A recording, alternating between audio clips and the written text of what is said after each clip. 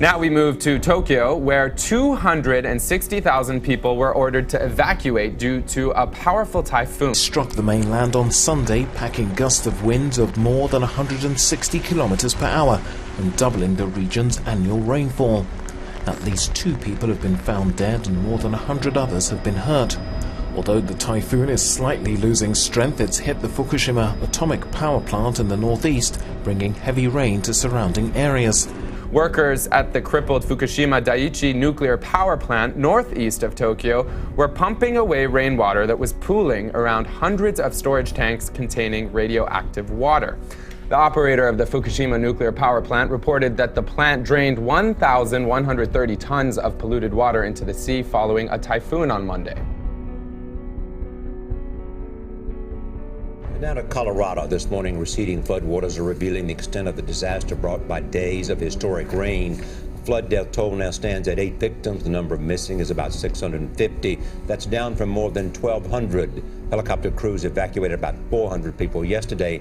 The record flooding washed out dozens of roads and bridges, leaving them impassable, possibly for months. And across the state, it's estimated some 19,000 homes were either damaged or destroyed. At least 75 to 80% of the roads in the county sustained some kind of damage. Across a 14-county area, more than 400 miles of road and at least 30 bridges have been damaged or destroyed. 150 miles of railroad track also may need to be replaced. What's happening in Boulder, a 1 in 1,000-year flood for many communities, Boulder, Longmont, Fort Collins area. Just incredible scenes of devastation. Was climate change a factor? Week when it just rained literally for days, and some spots picked up a half a year's worth of rainfall in like 3 days. Last week's downpour dumped some 21 inches of rain in parts of Boulder City. Never have we had something that's covered such a large area involving hundreds of thousands of square miles and hundreds of thousands of people. The cleanup continues. Authorities confirm more flood-related oil spills there today. More than 22,000 gallons of oil have now spilled out. The health hazard growing. The water infested with chemicals, sewage, and bacteria as the flooding recedes. Now to Mexico, where the heaviest rains on record have left that country battered and in chaos. Authorities say that almost 100 people have been killed by storms across the country over the past 3 days, with high winds and torrential rain leaving thousands of tourists stranded in the Pacific resort of Acapulco. Tropical storm Manuel has caused flash floods and widespread damage throughout Mexico. Authorities say up to 1 million people have been affected by the hurricane. In the village of La Pintada, near the Pacific coast, a huge landslide engulfed part of the town. The village of La Pintada has almost been wiped off the map. Tons of mud and rock smash right through the town's center, burying cars, homes, and roads. Bridges now lead to nowhere. The resort city of Acapulco can't take much more. Thousands of tourists, including Americans, are stranded. The State Department helping them book flights home. But the airport is still underwater. Looters roam the streets, and so does this. An alligator washed out of a wildlife park. Villagers tied up the beast before anyone was hurt. Tens of thousands trapped, some forced to the roof in hope of rescue. Others escape packed into the back of a flatbed truck. Digging out from a cruel twist of nature, strikes by 2 hurricanes and a tropical storm in just 1 week.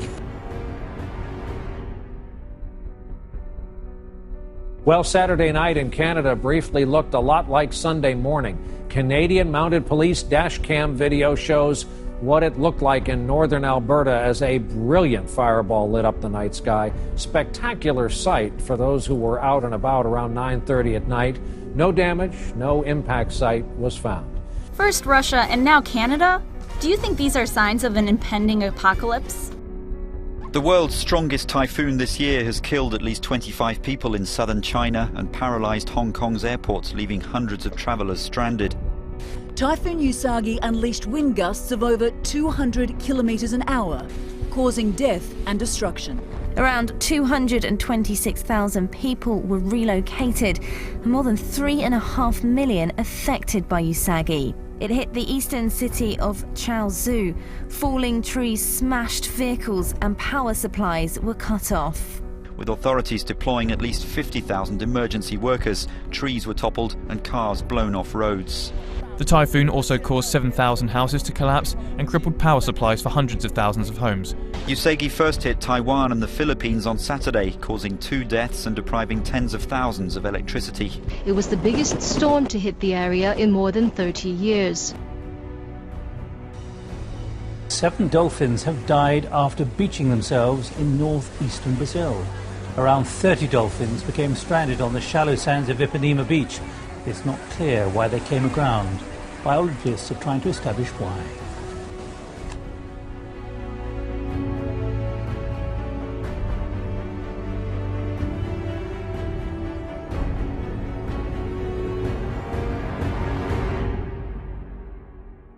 A powerful earthquake with a magnitude of 7.8 has struck a remote area of southwestern Pakistan, according to the US Geological Survey. The 7.7 magnitude tremor in the southwestern province of Baluchistan flattened huge swathes of land, destroying whole communities. Rescue workers in Arawan, southwestern Pakistan, have been painstakingly searching the rubble left behind by Tuesday's huge earthquake, which killed at least 515 people.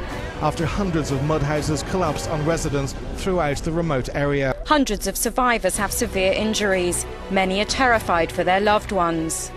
Thousands are homeless and communication is spotty. And rescue teams have struggled to reach the remote region, rocked by a series of aftershocks. The scale of the disaster is beginning to unfold. We've heard from officials in the past hour or so. They estimate about 300,000 people have been affected. The devastation in some areas is total. Homes, people and possessions buried.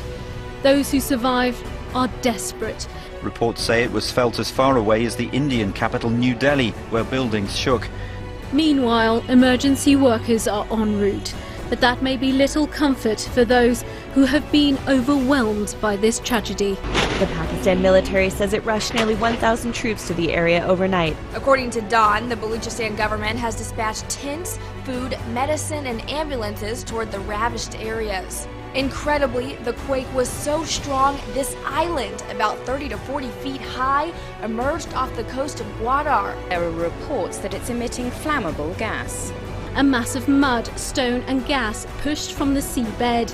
It's just a little smaller than a football field. The island stands about 10 meters high and 400 meters wide. Bewildered residents have gathered to witness the rare phenomenon, but authorities say it won't survive for long as sea waves will eventually break the mud and earth down. Incredible. It is a month. I saw this video and I just couldn't believe it. Yeah, a new island.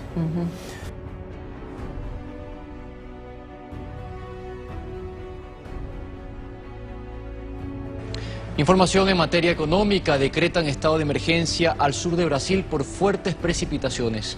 Autoridades del estado de Santa Catarina anunciaron la decisión, que contempla unos 50 municipios. Hasta el momento se reportan unos 70.000 afectados y cerca de 5.000 evacuados luego de que sus viviendas quedaran bajo el agua. El decreto de emergencia estará en vigencia por 3 meses y busca agilizar la compra de medicinas, alimentos, maquinaria y equipamientos para atender a la población y disminuir así los daños causados por el temporal. A lucky escape for a man trapped in a mine when a magnitude 7 earthquake shook the southern coast of Peru on Wednesday. The quake struck 46 kilometers deep in the Pacific Ocean. It shook buildings in the capital Lima, 500 kilometers away, and was also felt in northern Chile. There are no reports of deaths. Heavy downpour wreaked havoc in Junagadh district of India's western Gujarat state, giving rise to floods and threw life out of gear. Rain continued to lash the entire state for the 3rd day on Wednesday, resulting in the rise of water levels of rivers and overflowing of dams, forcing the officials to get the area evacuated. Ahmedabad is one of the worst affected and more than 40,000 people have been evacuated so far.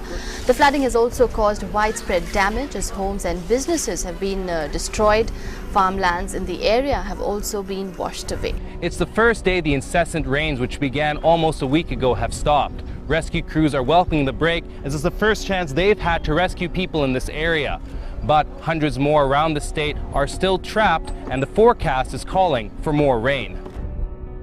Here's something you probably don't see often, a meteor bright enough to light up the night sky. The brilliant light flashed around 11:30 last night.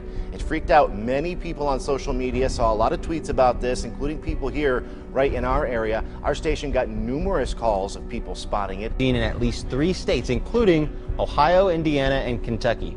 There were reports of it over many states across the Midwest, the East, and parts of Canada as well. This video you're looking at there of the meteor was captured in Greenwood, Indiana. This time of year, because it's getting darker earlier, and it's darker earlier when folks go out in the morning, they're seeing more things in the night sky.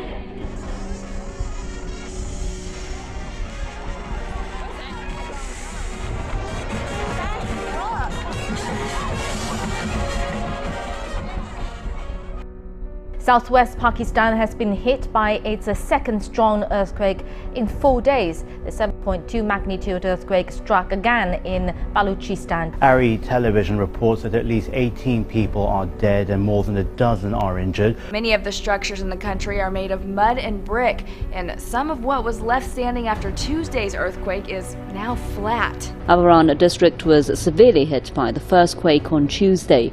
Over 500 people lost their lives. Tens of thousands of survivors are angry at the slow pace of government aid as temperatures reach 42 degrees Celsius. Relief efforts are hampered by road conditions, damaged communication networks, the region's remote location, and poor security. The Los Angeles Times reports 4 members of Pakistan's armed forces transporting rations to earthquake victims were shot to death by militants Saturday.